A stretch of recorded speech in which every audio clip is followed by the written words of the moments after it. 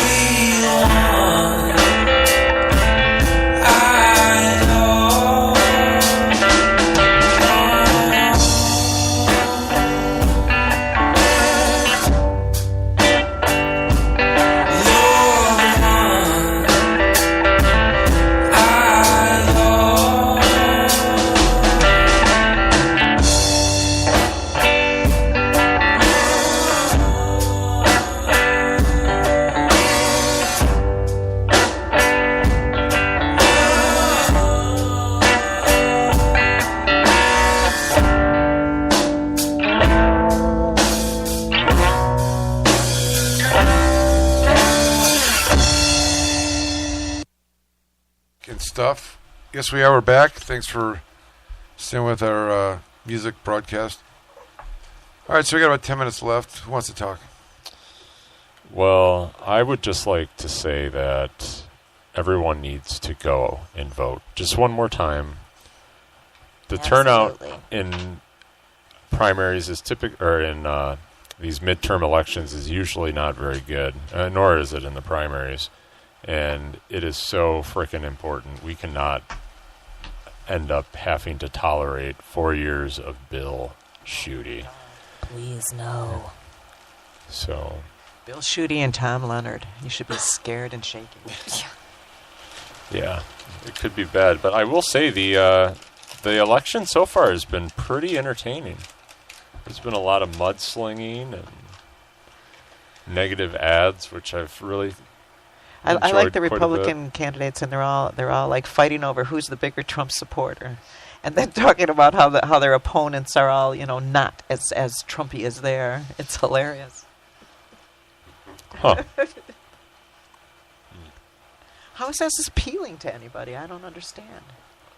I don't know. I don't understand it either, but what do I know, really?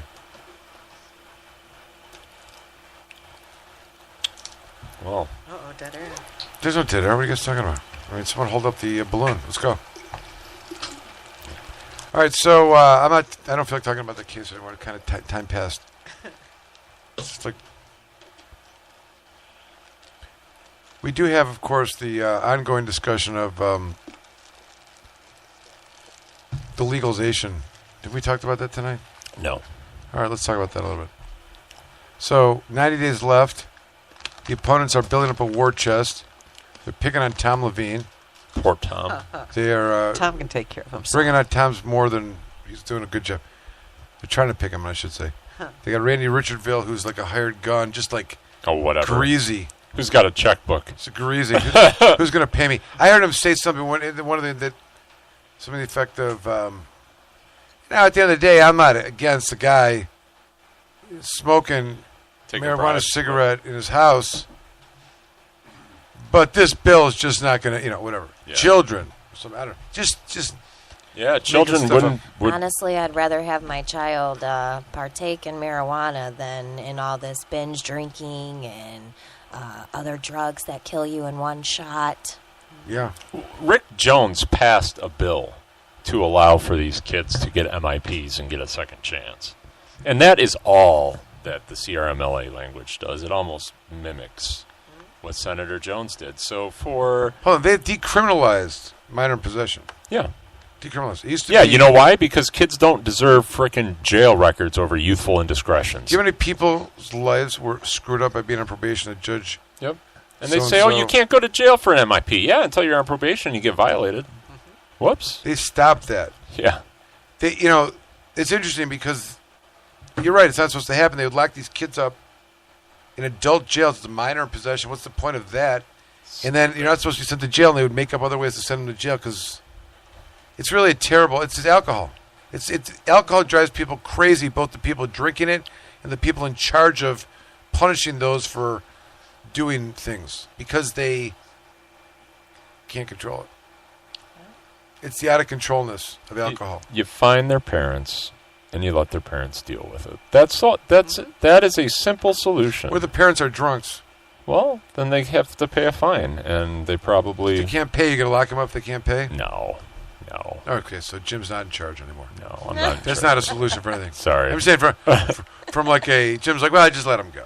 Yeah, just let him go. I mean, have any money, give me a break. I super offensive. Come on, we got real crime to deal with. These kids are out having a beer or smoking a joint. Give me a break. I am not suggesting that compassion and empathy is not the way here. I was just playing it like straight from the criminal justice system. I saw a case today where there's a crime known as OWI third offense. Yeah, it's a serious one. Which means that you've had at least, charge of the current offense, but you have at least 2 prior alcohol offenses, and this one would be within your lifetime. You get felonizes it. But there's no higher crime than a third offense. So I saw this exchange today in court. Judge, I want you to consider a sentence, blah, blah, blah. Like, why should I do that? He goes, well, because blah, blah, blah, blah. He's like, well, like, how many real alcohol convictions does he have? How many real thirds does he have? He goes, well, this is his system. Like, this is real fifth offense or something like that. Like, he had several, and several been felonized. I'm not complaining about it, but I'm saying, he's a guy that kept getting arrested for drunk driving and seemingly totally disregarded the law. I don't know the facts of the case. I'm just giving my perception, not to draw an opinion. But what do you do about people like that? You see that all the time, Michael. They say, this guy's had 14 drunk drivers. His license has been suspended 15 times. They're right. What do you do? Right. Well, what if? So I'll just a lot put. of it has to do with fines and stuff too for people that They just don't have the money to do Yeah, it. they don't have the money. Then they drive on the suspended. They get popped, and they're in the same repeated failure. Well, of Michael the says system. if there's only, there was a ceiling on the penalties, so Besides, There's no cares? cap. Well, Michael, I told besides AA, Michael, what are these courts doing to help these people with their issue? I want to distinguish them. What Tara's talking about Basically, is drug court. Wh- They put them in a sobriety type thing where they have to do testing and AA and all this other well, stuff. yeah, not only the AA meetings. They got to get signed. They got to test. Some have to have blow machines. Some have to. Well, I wear mean, the that's all. tether. That's all good for the enforcement piece. It's just about the money. And for they that charge part. charge you for each step of the way. Oh yeah. Right, but what are these bucks. people? What are these people doing for these people? Nothing. Yeah, as far as mental health, Yeah. not much. They aren't providing counseling services. They aren't making it mandatory for them to seek help in other ways. Yeah, the meetings, it's a catch. Some 3% success rate. 3%. Yes, but not everybody. what They is don't that want number? to share in a That's over 5 public years place. What's that percent rate of what? What are you talking about? People who stay sober with AA. with AA. Is that what the stats Yeah, are? that's what it is. You know, The majority of the people, the It's 3 huge to- majority go back It's to 3 to 5%, and you know what else is 3 to 5%? right. People that just spontaneously That's stop. right. Yeah, so, yeah. So Well, the thing of it AA is, is a a lot whole of people religious don't thing, take though, and- the court AA system seriously. They try to. No, of course they don't. Get people to sign their sheet. They're not going every day, and doing what they need to either. But it doesn't help for everybody. Not everybody wants to share. But in a someone that public gets place. 17 drunk drivings. Oh, well, I mean, you read about these, All the time you see this. and someone like that obviously has a problem, and clearly the system is not helping them. Well, what should we do? Cut their hands off so they can't drive? Well, or no- remove? Well, look, listen. I don't know what else. The argument is this: God forbid they get in a car accident, and what do you and do kill about somebody, right? Yeah. that? That's always the argument. Listen, I sound like a mean judge, You do. but that's the do. kind of Get stuff off that of they my lawn. say. And you don't want to be on the road. Nobody wants to be. No one's advocating for stone driving. Someone smoking marijuana, being impaired in driving. Nobody suggests the roads should be any safer. Should not be safe because of the legalization or medical use of cannabis. But I No- think people can prove with cannabis that it doesn't make them impaired. If they are using it medically, they should be able to drive if they are able to. Of course, Just but like I'm using saying for some there may be a circumstance where they may be impaired. I don't Right. know. Oh, yeah. I mean I think it's an overhyped thing, but I'm not discounting that. There's a discussion to be had about that as we move into this next phase, and the debate about how we're going to evaluate that, and the law enforcement usually wants to put a per se number like a 5, 6. We're against that because it should be based on whether you're really impaired, and they can say bad driving, couldn't pass the test. Something more Yeah, with substantive. alcohol, you are subject to take a sobriety test. You should be having to subject to take some kind of sobriety test to prove you are not impaired. It should be based on impairment, not some kind of blood draw that's random Right. Yeah. and can't be measured, similar to alcohol, which provides more consistency and certainly more understanding of how it effectuates, what levels of alcohol would effectuate a person's motor skill functioning, which is what they're really trying to use to evaluate for impairment. So we got off on that. I'm saying my point is though, whether you're an advocate or not, no one is suggesting that anyone drive on a road at any time when they're impaired. I mean, No, of course not. for everyone's sake. What I'm saying though is that when you look at it, and we could all agree, and someone could disagree with us that the cannabis use in driving does not create those circumstances. Well, I think we'd all agree alcohol does. Yes. And what about those folks that are, that just continue to do that and create a genuine safety hazard. The other epidemic is